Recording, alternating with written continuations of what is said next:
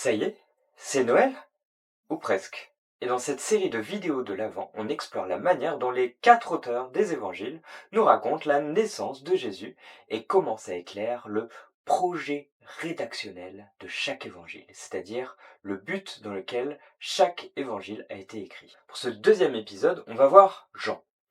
Jean, il a un style très différent des autres. À bien des égards, il est un peu plus conceptuel, abstrait. Il est plus Shepherd, ouais. C'est toi qui parles? Et le prologue illustre bien cela. Jean commence son récit par un petit paragraphe introductif qu'on appelle le prologue, qui est hyper connu si vous vous intéressez un petit peu à la Bible. Et dans son prologue, au lieu de nous raconter les événements concrets qui entourent la naissance de Jésus, il nous souligne en un demi-verset l'enjeu de cette naissance, l'incarnation. Et la parole est devenue chair. L'enjeu, que dis-je? La prouesse technique, une parole qui devient un homme. Et pas n'importe quelle parole. Et pas n'importe quel homme non plus. Cette parole, on ne nous révèle son identité qu'à la fin, au verset 17. Car il y a un suspense de dingue. C'est Jésus. Le prologue raconte l'histoire de cette parole, mais d'une manière pas tout à fait chronologique, même si on commence au commencement. Un peu comme dans Marc, vous vous rappelez? Regardez, Jean nous parle de Jean-Baptiste à 2 endroits, versets 6 à 8 et verset 15. Et puis prenez le début et la fin. La parole est auprès de Dieu, verset 1, et puis verset 18, le Fils est dans le sein du Père. Ce qui revient au même, mais dit autrement. Et quand on commence à remarquer qu'il y a des éléments qui se font écho comme ça veut dire que peut-être qu'il y en a plus.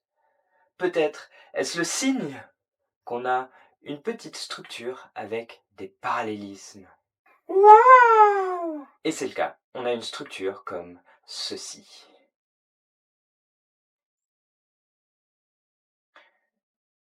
Waouh! Et dans notre texte, la parole qui devient chair, elle est en parallèle avec la lumière qui vient dans le monde.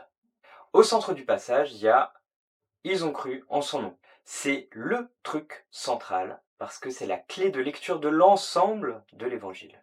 À la fin de l'évangile, chapitre 20, versets 30 à 31, Jean explicite son projet rédactionnel, ce pourquoi il écrit l'évangile. Jésus a accompli sous les yeux de ses disciples encore beaucoup d'autres signes miraculeux qui n'ont pas été rapportés dans ce livre, mais ce qui s'y trouve a été écrit pour que vous croyiez que Jésus est le Messie, le Fils de Dieu, et qu'en croyant, vous possédiez la vie en son nom. Et à partir du verset 12, il va y avoir comme un point de bascule où Jean va revenir sur tout ce qu'il a dit, mais dans l'ordre inverse et en le clarifiant.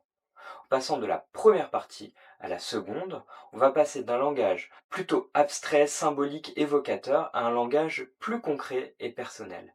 C'est particulièrement frappant avec la parole auprès de Dieu, qui devient dans la seconde partie le Fils dans le sein du Père. Là, on est passé à un langage personnel avec la mise en avant de la relation père-fils. Et puis Jean rend témoignage à la lumière dans la première partie, et on a le résumé de sa prédication dans la deuxième partie. Donc c'est plus concret, explicite. La lumière qui éclaire le monde en B, c'est Jésus qui apporte grâce et vérité, en opposition à la loi de Moïse qui pouvait être présentée comme une lumière dans l'Ancien Testament. Et par rapport à Noël, eh ben, c'est la lumière. Ouais, les lumières de Noël, c'est trop beau! Non, c'est la lumière qui vient dans le monde, qui correspond à la parole devenue chair et qui correspond aussi à la deuxième partie de la partie déprime, et elle a habité parmi nous, et nous avons vu sa gloire. Or, derrière ce verbe traduit par habiter, il y a la même racine que le mot tabernacle, tente. Il a dressé sa tente. C'est une allusion directe au tabernacle. On pourrait limite traduire « il a tabernaclé parmi nous ». Nous avons contemplé sa gloire. Surtout que le tabernacle était le lieu où la gloire avait resplendi à l'époque de Moïse. Donc Jésus qui s'incarne, qui prend la nature humaine, c'est Dieu qui vient dresser sa tente parmi les hommes.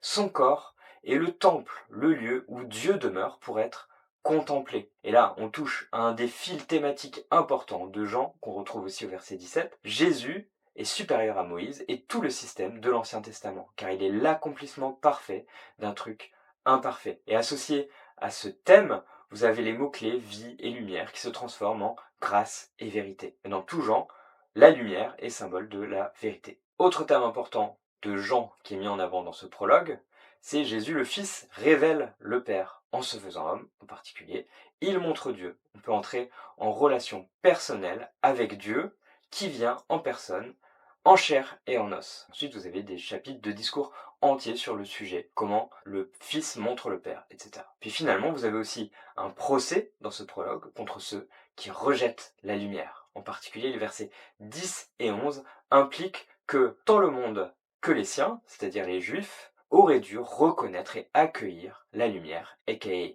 la parole, aka Jésus. Et c'est là que Jean ne paraît pas juste comme un annonciateur, mais comme le témoin à charge d'un procès. C'est aussi un grand thème qui va se dérouler jusqu'au procès de Jésus, qui souligne la culpabilité de ceux qui condamnent Jésus. Mais ceux qui l'acceptent deviennent enfants de Dieu. C'est le thème de la nouvelle naissance qu'on retrouve en particulier au chapitre 3 dans le dialogue avec Nicodème. Bref, le prologue, c'est un concentré de tout l'évangile de Jean en 18 versets. Donc c'est pratique, si vous n'avez pas le temps de tout lire, vous pouvez juste lire le prologue. Mais en tout cas, on voit avec ce prologue qu'à Noël, on fête Jésus comme lumière qui révèle le Père, un Père qui veut devenir pas juste le Père de Jésus, mais le Père de tous ceux qui vont croire en Jésus. Que Noël, c'est une naissance qui annonce bien d'autres nouvelles naissances.